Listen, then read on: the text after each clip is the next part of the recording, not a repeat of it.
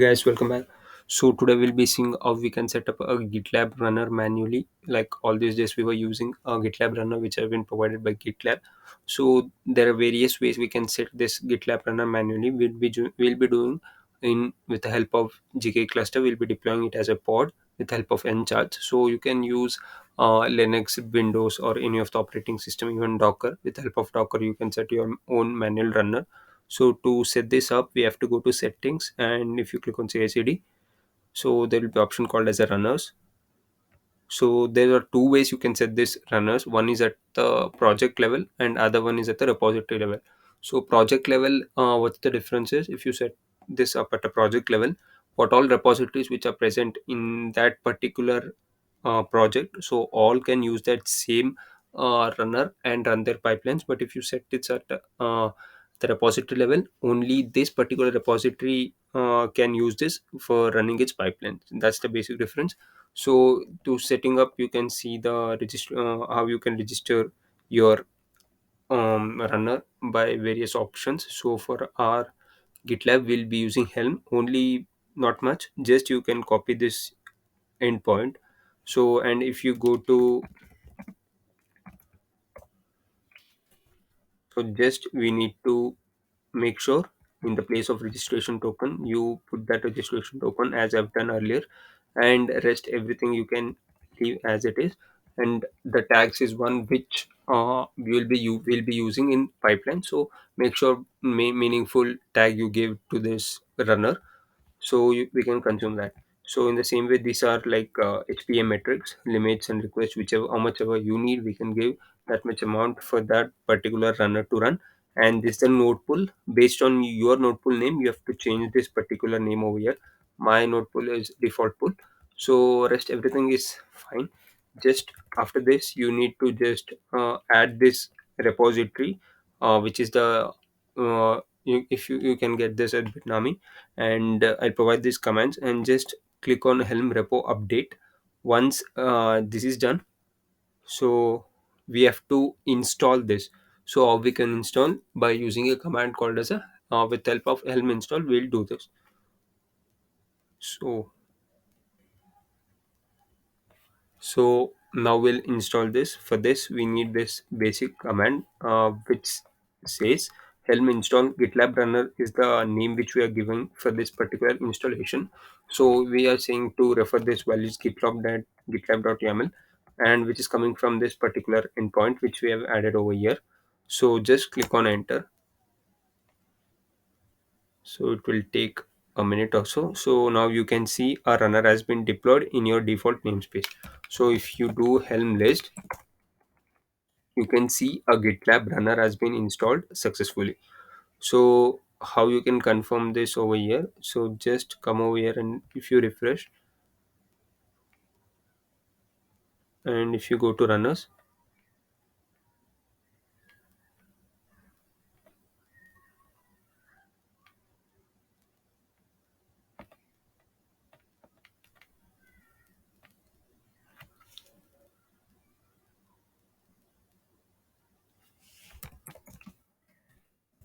so we'll see one second.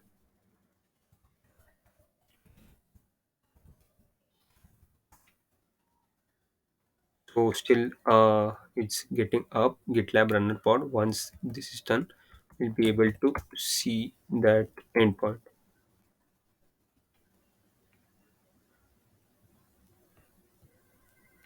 So if you go to workloads in your default namespace, it will be present. So it's saying it does not have the minimum availability. So maybe due to the cluster size or something.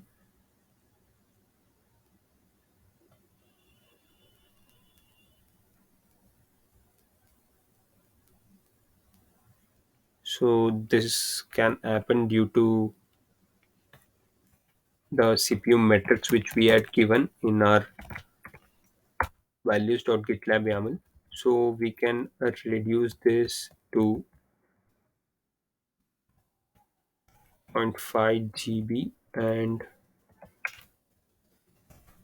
0.5, 0.2 is fine. this to point to GI. Even we can turn this. Okay, fine.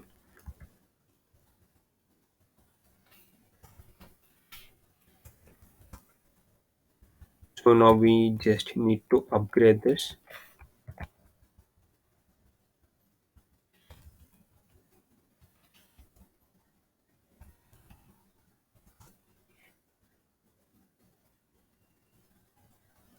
or we can even delete this unused agents.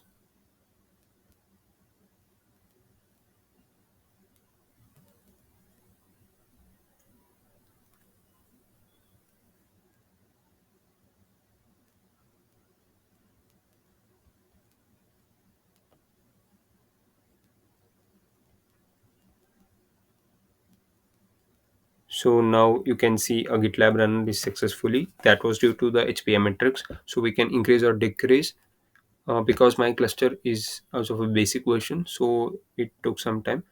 So now if you just refresh over here and if you go to runners, so you can see our runner has been successfully installed and has been created. So you can, if you don't want, you can pause this runner, or you can change this particular name. So now we'll see how we can use this runner for our use case and we can run our jobs. So in the same way, now we'll go to CI/CD and editor. So here you can see only one pod, but when the pipeline starts executing, this pod will create one more pod as an ad hoc pod, which will be only available till your job's lifetime. Once that is done, that pod will be deleted. So the only thing which you have to change viewer is, so our tag, which is for labs. So for, okay, this stage is coming down. So now we'll see in this. So here you can we can change to labs, and we can change here to labs. So just commit. So now once this pipeline starts, so you can see over here it is waiting for the pod to be created in our GitLab. So you can see now it's running through the labs. So if you come and refresh over here, you can see automatically a new pod has been initialized because a pipeline has been started and a new pod has been it has been said that GitLab runner, you have to run this job. So for that reason, a pod has been initialized. So once the pod has been initialized, see over here you can see the entire same way how we used to run in GitLab runners. So now we are running this entire stuff in our own hosted Git runner in GKE. So now once that was done, so this pod is getting shut down. So if you refresh, that pod will be removed by this time. So a new pod has been created for our one more job. So once that is done, it will be destroyed.